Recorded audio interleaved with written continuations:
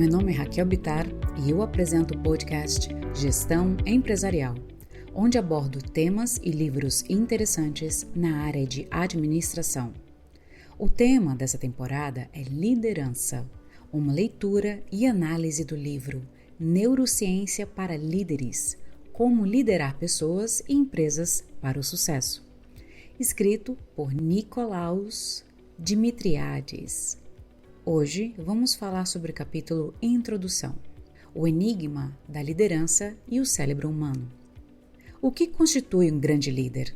Apesar de sua importância, a resposta a essa questão é imprecisa. Já foram propostos muitos modelos, teorias e tentativas para se captar a liderança de forma completa. Acreditamos que o enigma da liderança dispõe de uma resposta convincente. Uma resposta com raízes em uma fonte específica e bastante tangível: o cérebro. A liderança não é uma ciência exata, também não é pura arte. Liderança é uma atitude. E assim como ocorre com todas as atitudes, na teoria psicológica clássica, consiste de pensamentos, emoções e comportamentos, uma soma em que o resultado é maior do que suas partes. Como atitude, a liderança pode ser encontrada em qualquer lugar na vida social. Com frequência, gostamos de pensar na liderança como uma flor do campo. As flores do campo podem crescer em muitos lugares, desde que existam as condições apropriadas. De maneira similar, a liderança pode emergir caso encontre as condições apropriadas dentro e fora das organizações.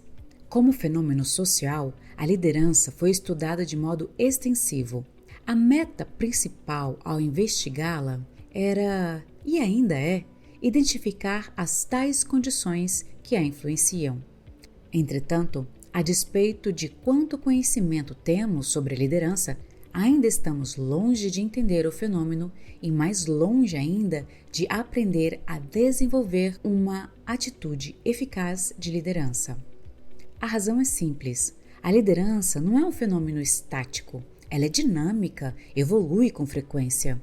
Afirmamos que, por ser um fenômeno dinâmico, ela necessita de uma abordagem dinâmica para ser compreendida.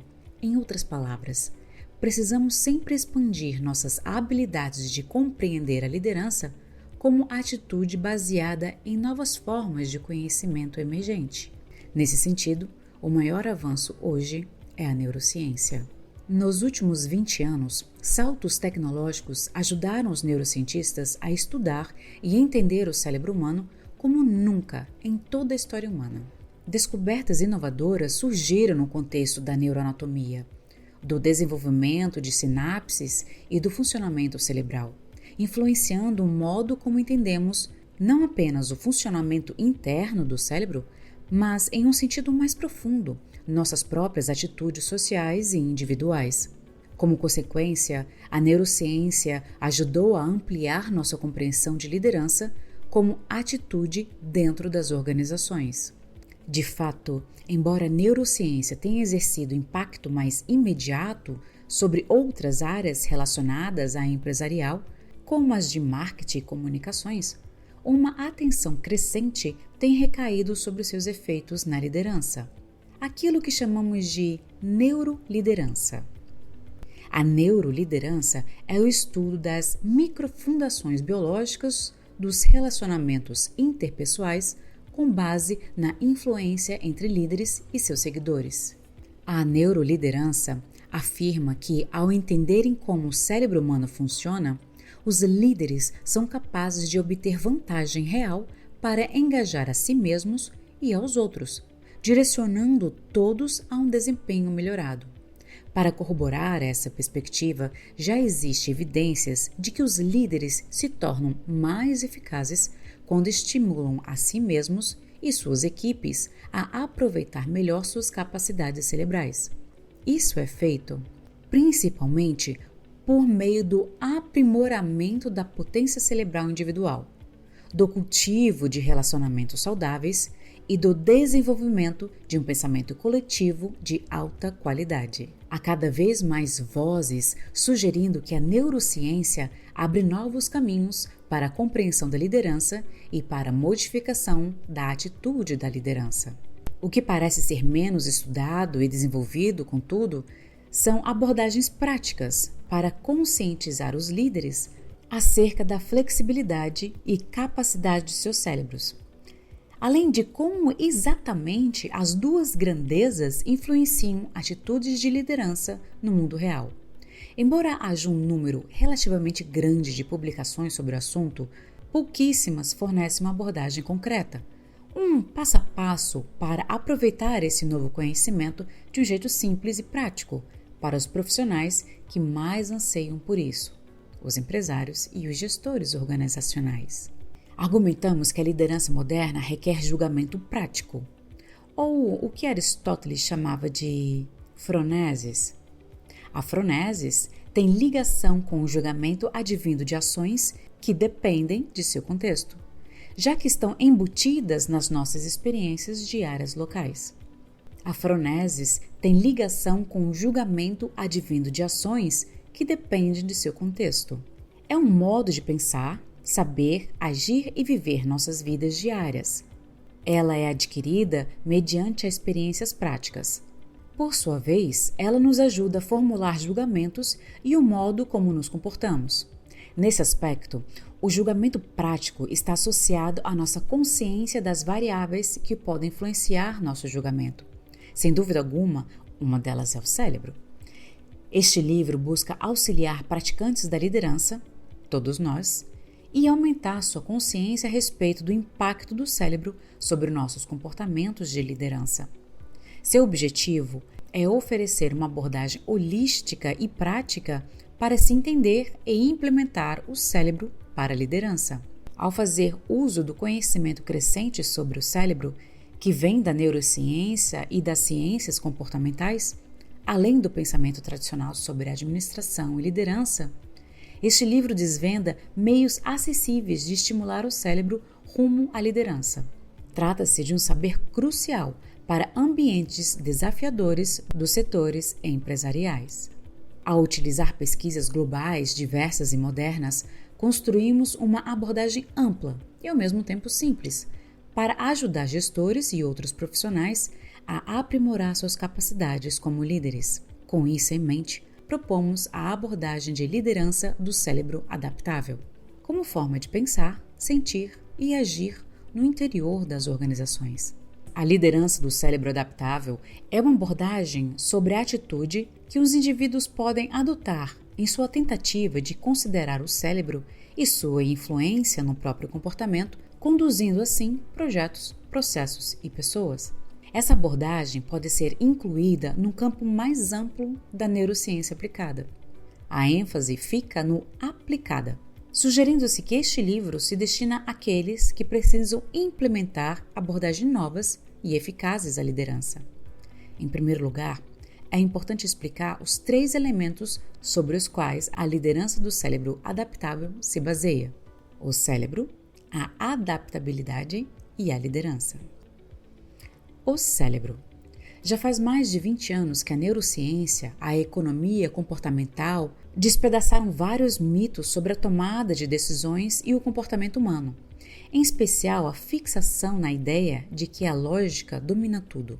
Essa crença vem rapidamente saindo de moda, dada a descoberta de que a nossa capacidade para o pensamento racional e analítico não é a capacidade humana absoluta. Ela é importante? Sim.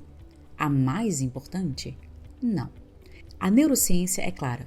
Os humanos não são, nem deveriam ser, criaturas puramente racionais. Substituir a racionalidade por uma perspectiva mais complexa, profunda e compreensiva quanto ao funcionamento interno do cérebro humano e como ele influencia nossa vida é crucial para melhorar o comportamento humano.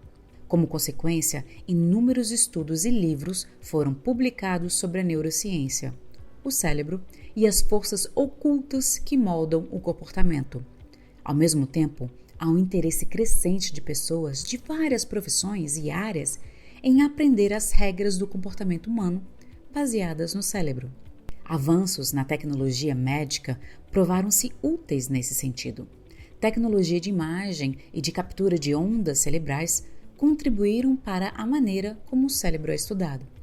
A principal consequência é de que foram descobertos muitos insights sobre processos, desenvolvimento e conectividade neural. Essas descobertas influenciam não apenas o modo como entendemos a função do cérebro em si, mas, mais importante, elas exercem impacto profundo ao revelar o modo como o cérebro influencia nosso processo individual e coletivo de tomada de decisões, e, como resultado, nosso comportamento pessoal e social. Em outras palavras, essas evoluções desenvolvem nossa compreensão dos fenômenos sociais, como liderança e mudança nas organizações. O nosso cérebro não é um órgão. Na verdade, é uma síntese bastante complexa de diferentes partes que também vem evoluindo ao longo dos milênios. Uma descrição mais concreta do cérebro é de que ele consiste em um número imenso de neurônios conectados uns aos outros por meio de milhões de sinapses. Em decorrência disso, o número total de sinapses ativadas em nosso cérebro é enorme. Um jeito de imaginar as neuroconexões é pensar no design de uma rede. Os neurônios se comunicam uns com os outros mediante sinais elétricos, chamados ações potenciais, e podem cruzar longas distâncias à velocidade de 120 metros por segundo. Essa sinalização elétrica alcança uma sinapse, disparando neurotransmissores que causam mudanças elétricas no neurônio. Em geral, sabemos que a atividade dos neurotransmissores é essencial para a nossa função cerebral, já que ela permite que o cérebro mude continuamente, adaptando-se aos estímulos dos mundos interno e externo. De maneira geral, o cérebro é uma rede de neurônio que segue um modo de agir bastante sofisticado e uma organização bem complexa. Também é importante termos uma visão clara da sua anatomia. Para compreender melhor essa estrutura, dividimos em 3 partes que estão interconectadas umas com as outras. Esta é a popular teoria do cérebro trino. Embora ultra simplificada e altamente criticada, a teoria do cérebro trino, ou 3 cérebros, é bastante eficaz como modelo educacional à estrutura e função do cérebro. O primeiro cérebro é conhecido como cérebro basal, ou cérebro reptiliano, já que pode ser visto também em répteis. Ele está localizado na base do nosso crânio.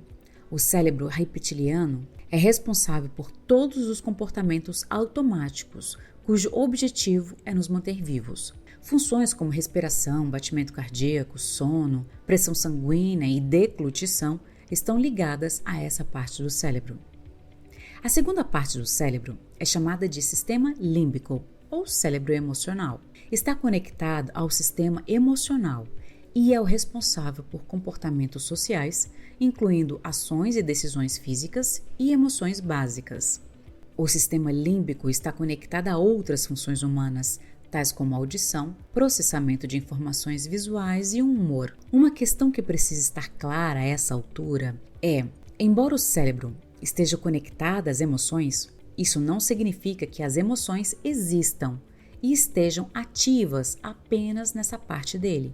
Em vez disso, é preciso compreender as emoções como estados mentais complexos relacionados ao sistema nervoso e trazidos à tona por mudanças químicas ligadas a pensamentos e sensações. A terceira e última parte é chamada de neocórtex ou cérebro racional. O córtex cerebral é associado à nossa habilidade de reunir palavras e falar um idioma, usar a criatividade, imaginar coisas e gerar ideias. Capacidades cognitivas relacionadas ao processamento de informações e à armazenagem de informações também são funções fundamentais do cérebro racional. O cérebro define nosso comportamento, incluindo aí emoções, pensamentos e ações. Já que a liderança é uma atitude, pode-se argumentar que a liderança também é definida pela função do nosso cérebro. A pesquisa e a prática da liderança deveriam começar e terminar com ele, um único cérebro. Discutir a liderança sem a neurociência, sem a psicologia e a economia comportamental seria errôneo. Nossos padrões de reflexão, nossas reações emocionais, nossa capacidade de mudar e compreender rapidamente os outros, enfim, quase qualquer coisa que tenha a sua mente no que tange a liderança, podem remeter ao cérebro. Seu cérebro faz de você um grande líder. A adaptabilidade. A palavra complexidade pode ser usada para caracterizar as sociedades modernas e as entidades coletivas dentro delas. As sociedades, assim como as organizações, são sistemas de interação humana infinita e podem ser vistas como complexas. Em nossas palestras, é comum pedirmos aos alunos que definam complexidade de forma mais fácil e convincente que conseguirem. Depois de alguma discussão, com frequência concluímos que a complexidade reflete qualquer situação que não pode ser compreendida em sua plenitude. Em outras palavras, complexidade é algo que não conseguimos compreender com facilidade e, portanto, também não conseguimos controlar. É importante destacar aqui que existe uma distinção crucial entre complicado e complexo. Complicado é algo que depende de vários fatores que requerem conhecimento para poder ser explicado e controlado. Complexo é algo que também depende de muitos fatores. Contudo, esses fatores são quase impossíveis de prever, identificar e, em última análise, colocar sob controle humano. A complexidade e a teoria do caos influenciaram as ciências sociais, inclusive a administração e a liderança. Nesse contexto, a teoria da complexidade considera as sociedades e as organizações sistemas complexos, formados por inúmeros agentes autônomos, que se engajam em comportamentos não lineares e imprevisíveis. Esses sistemas têm uma capacidade inata de se auto-organizarem, já que os relacionamentos em seu interior são guiados por loops de feedback contínuo. De modo similar, a teoria do caos preconiza que sistemas sociais evoluam constantemente ao longo do tempo, uma vez que são sensíveis a mudanças pequenas que podem provocar oscilações imprevisíveis. A complexidade nas ciências sociais se tornou um forte paradigma. A percepção de que vivemos em um mundo volátil, incerto, complexo e ambíguo, VUCA, na sigla em inglês, está amplamente difundida. Para entender melhor o mundo VUCA, pense em um dia na sua vida. Considere por um momento quanta informação você recebe todos os dias, com relação direta ou indireta ao seu trabalho. Pense no seu fluxo diário de comunicação. Quantos e-mails você envia e recebe? Quantas vezes interage com outras pessoas, seja comunicando-se pessoalmente, por telefone ou por meio de plataformas de reuniões digitais? Quanto tempo passa lendo notícias relacionadas ao seu trabalho, visitando sites e etc.? E quanto tempo dedica a mídias sociais relativas ao trabalho? Por fim, considere o total de informações que você recebe das mídias em geral. Agora, lembre-se de que a mesma situação está acontecendo com a maioria dos indivíduos nesse planeta, de uma forma ou de outra. A rede de interações resultante disso é estonteante. Esse é apenas um pequeno exercício mental para se vislumbrar um mundo em que vivemos na atualidade. O mundo consiste em dinamismo, evolução rápida e informação infinita. Sem nenhuma dúvida, nosso mundo VUCA é um mundo infrocrático. Se o paradigma anterior de organização social era burocracia, o novo paradigma é a infocracia. Esse paradigma defende que a fonte do poder não está mais escondida em cargos e escritórios. Por causa da explosão da informação pelo qual passamos, ele foi redistribuído por todas as nossas entidades sociais organizadas. A infocracia determina que tudo que ocorre ao nosso redor está de algum modo sendo co-criado por todos nós, mesmo que alguns tenham mais influência sobre o resultado. Em outras palavras, o novo paradigma eleva as pessoas, tornando-as o componente crucial de qualquer sistema social. Os líderes precisam entender que desempenham um papel essencial na formulação do mundo VUCA ao nosso redor. A ciência do cérebro traz uma mensagem de esperança nesse sentido. Essa esperança se chama neuroplasticidade. Nosso cérebro não permanece imutável ao longo da nossa vida. Pelo contrário, ele muda constantemente todos os dias. A neuroplasticidade é a habilidade comprovada do cérebro de mudar, ser treinado, criar novas conexões neurais ou degradar as existentes.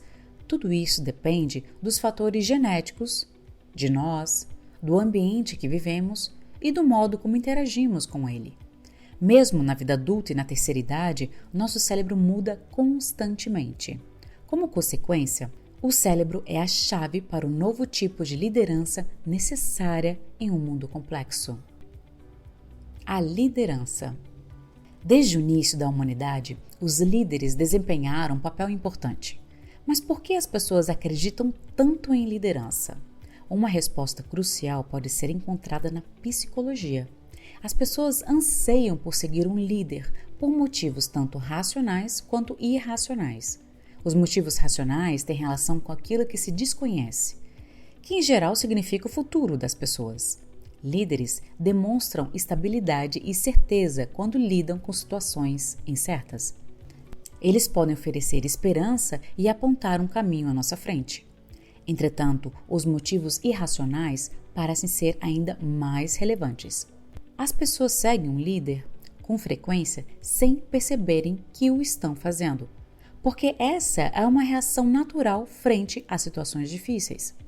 Essa disposição automática a seguir líderes emerge de emoções na mente inconsciente. A liderança é um estado evolutivo em nosso cérebro. Existem milhares de estudos que buscam compreender, explicar e controlar o fenômeno da liderança. Quem já explorou a literatura existente sobre liderança categorizou-a em 4 tipos de abordagem principal. 1. A abordagem autocrática controladora, em que o líder busca e controla recursos para melhorar a eficiência. 2. A abordagem motivacional engajadora, em que o líder se concentra em relacionamentos e em motivar as pessoas de maneira a melhorar os resultados. 3. A abordagem transformativa, em que o líder tem como meta transformar a cultura de uma organização na tentativa de alcançar melhores resultados.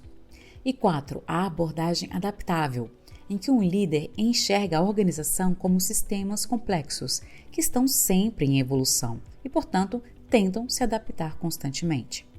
O que apresentamos é um sistema evolucionário. A liderança começou com controle, passou para motivação, depois para transformação e finalmente chegou à adaptação. Em nossa abordagem, o foco não está nos sistemas, o mundo exterior, mas no cérebro, o mundo interior. Essa capacidade do cérebro de mudar que traz a liderança dianteira da criação de organizações melhores e de um futuro mais brilhante para todos nós. Na nossa abordagem, vemos a liderança como se fora baseada em nosso cérebro e no modo como ele tem evoluído ao longo da história da humanidade. Muitos argumentos se baseiam em uma perspectiva relativamente nova da liderança, chamada de teoria evolucionária da liderança, ou teoria EVOL. A teoria EVOL afirma que o comportamento humano, e, portanto, a liderança, é resultado de processos fisiológicos, neurológicos e psicológicos influenciados pela evolução biológica. Também é fundamental compreender que esses produtos biológicos operam automaticamente e são sensíveis a influências ambientais. A teoria EVOL usa várias abordagens para estudar o comportamento de liderança e seus resultados. 2 outros aspectos são importantes sobre o comportamento de liderança. O primeiro é a perspectiva do seguidor. A teoria EVOL destaca a importância do líder, assim como a importância do seguidor.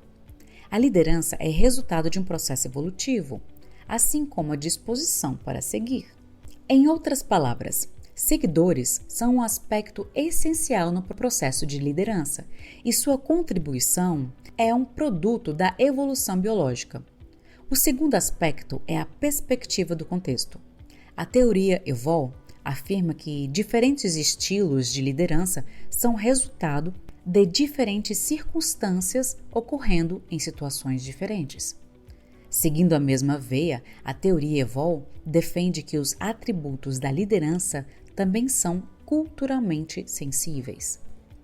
Com base nessas informações, nossa abordagem à liderança é alicerçada em 3 elementos: o líder, o seguidor e o contexto. Ao separá-los e analisá-los individualmente, podemos apenas ter uma compreensão limitada da liderança. O denominador comum entre esses 3 elementos é o cérebro. Ao ter o cérebro como foco e compreender a sua influência sobre o nosso comportamento, podemos aumentar a consciência de nós mesmos como líderes e compreender melhor nossas limitações e habilidades, aumentar a consciência de terceiros, que são os seguidores, compreendendo como outras pessoas tomam decisões e se motivam, e, finalmente, aumentar a consciência do contexto, compreendendo características de tempo, de espaço e das situações nos quais a liderança ocorre. De modo geral, acreditamos que ao entender como o cérebro funciona e aceitar nossa habilidade de alterar como ele reage aos estímulos, estaremos em uma posição melhor para refletir sobre a experiência, formular julgamentos e assim adaptar mais adequadamente nosso comportamento em relação a nós mesmos e aos outros. Pilar número 1. Pensamento. O primeiro pilar reflete a função cognitiva do cérebro. É o maior pilar, porque é fundamental que líderes e empresas aprendam como pensar de uma forma baseada no cérebro. Se aprenderem a fazê-lo, poderão libertar o verdadeiro poder de seu pensamento analítico e realizar mais. Tornar-se um líder com base no cérebro significa, antes de tudo, manter e aumentar o poder da força de vontade. O motivo para isso é óbvio e simples. A liderança trata de manter seu cérebro forte e capaz de lidar de forma eficiente e eficaz com situações exigentes. Seus pensamentos e decisões nunca serão claros, úteis e inspiradores se você desperdiça sua energia cerebral. É preciso aprender a poupar e usar a força de vontade, evitando-se as armadilhas advindas do esgotamento, do burnout e da necessidade de ser multitarefa. A consciência dos seus próprios vieses cognitivos é tão importante quanto a força de vontade. Um cérebro forte, que esteja cheio de força de vontade, mas também de suas próprias ilusões, não é bom para ninguém. Portanto, líderes precisam estar sempre cientes de seus vieses para que possam decidir quando esses vieses são úteis, sim, eles podem ser, e quando não são.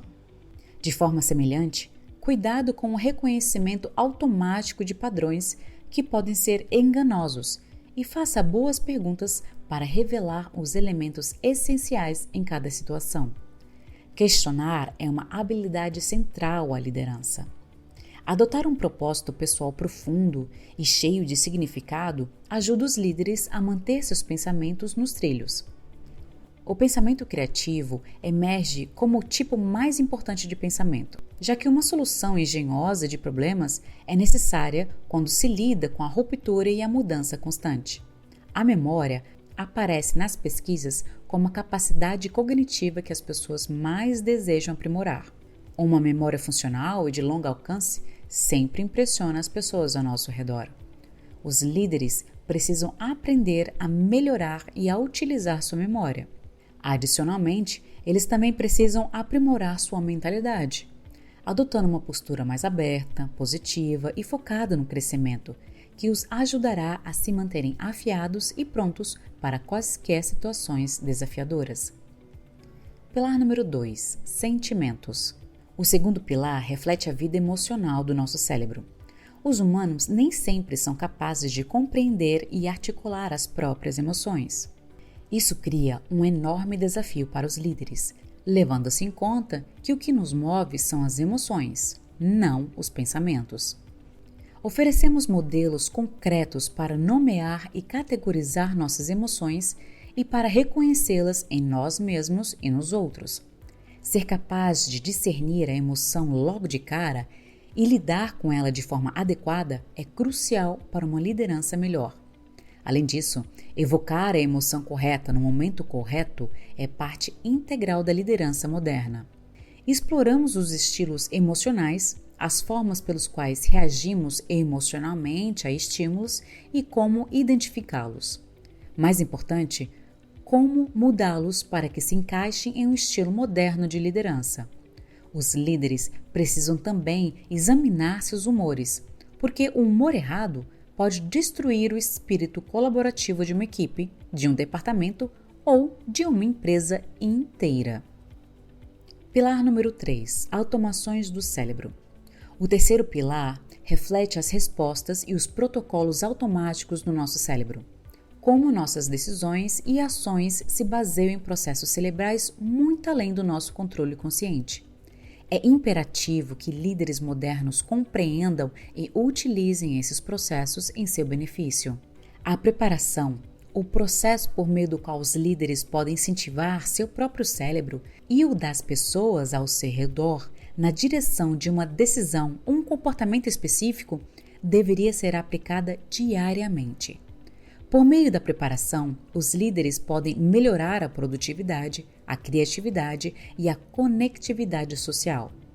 Da mesma forma, os hábitos, o modo mais eficiente para que o cérebro poupe uma energia preciosa, deveriam se tornar elementos estratégicos para aprimorar a capacidade de liderança.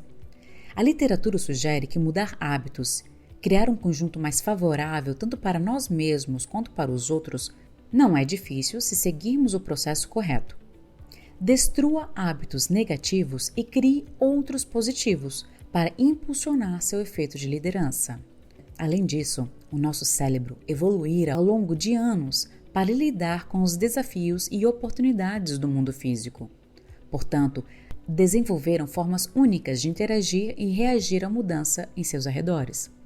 Nesse aspecto, sugerimos que lidar com o ambiente físico ou contexto físico afeta massivamente o comportamento e a tomada de decisões da liderança.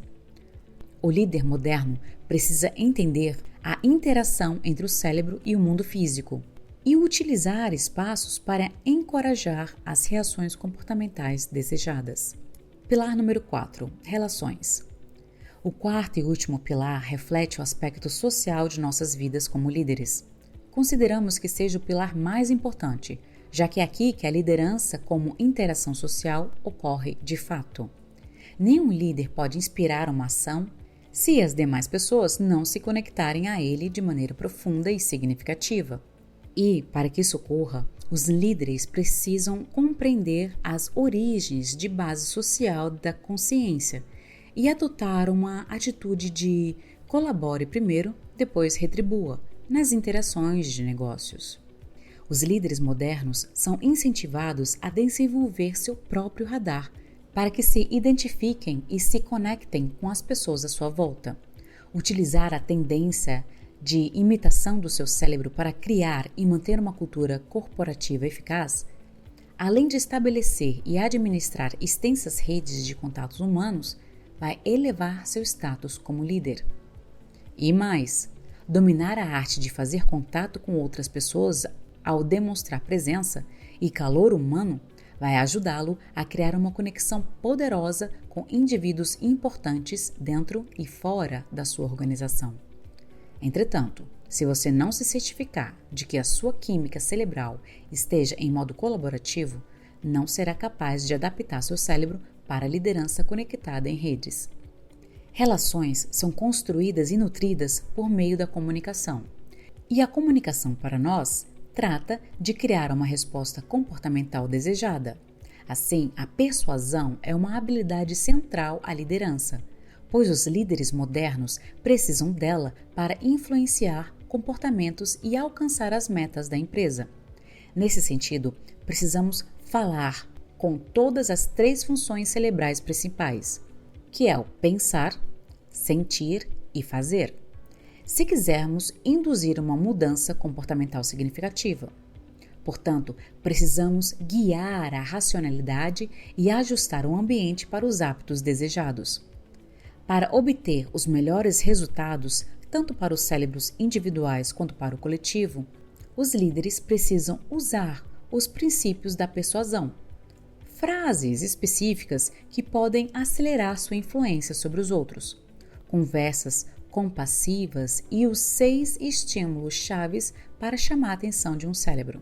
Sua habilidade ampliada para persuadir os outros tem um impacto positivo no seu próprio trabalho e no trabalho de outras pessoas. Está na hora de passar para o primeiro pilar.